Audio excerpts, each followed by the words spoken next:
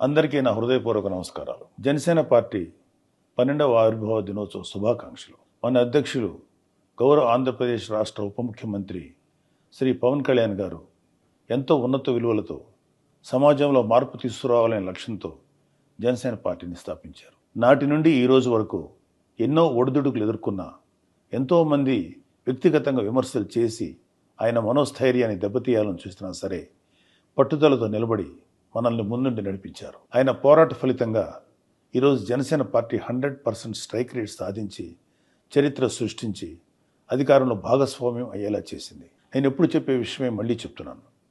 అధినేత ఒక నిర్ణయం తీసుకుంటే దాని వెనుక ఎంతో బలమైన ఆలోచన, భవిష్యత్ ప్రణాళిక ఉంటుంది.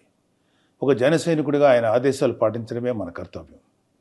రానున్న రోజుల్లో మరింత బాధ్యతగా మీరు జనసేనకు అండగా నిలబడి పార్టీ బలోపేతం కోసం కృషి చేస్తారని ఆశిస్తున్నాను. అలాగే మన పార్టీ ప్రజా పోరాటాలు చేయాలన్నా, కష్టాల్లో ఉన్న ప్రజలకు అండగా నిలబడాలన్నా, పార్టీని మరింత బలంగా ప్రజల్లో తీసుకెళ్లాలన్నా పార్టీకి ఆర్థిక బలం చాలా అవసరం. ఒకవైపు తన స్టార్డమ్ వదులుకొని ప్రజల కోసం రాజకీయాలు చేస్తూ, తీరిక దొరికినప్పుడు ఎప్పుడో ఒక సినిమా చేస్తూ ఆ డబ్బులతో పార్టీని నడిపిస్తున్నారు.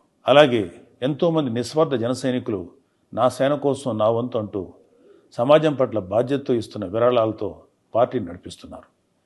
డబ్బు మీద ఆశ లేని వ్యక్తి మన నాయకుడు పవన్ కళ్యాణ్ గారు. ఆయన సంపాదనలో అధిక భాగం కష్టాల్లో ఉన్న వారి కన్నీరు తుడవటం కోసం వెచ్చించిన గొప్ప వ్యక్తి. ఆయన చేస్తున్న పోరాటానికి ఆర్థికంగా అండగా నిలబడటం అంటే మన బిడ్డల భవిష్యత్తు కోసం పునాది వేస్తున్నట్లే. రేపటి తరం కోసం ఆయన చేస్తున్న పోరాటానికి, జనసేన పార్టీ బలోపేతానికి విరాళాలు అందిద్దాం. కొత్త తరం రాజకీయ వ్యవస్థను నిర్మిద్దాం.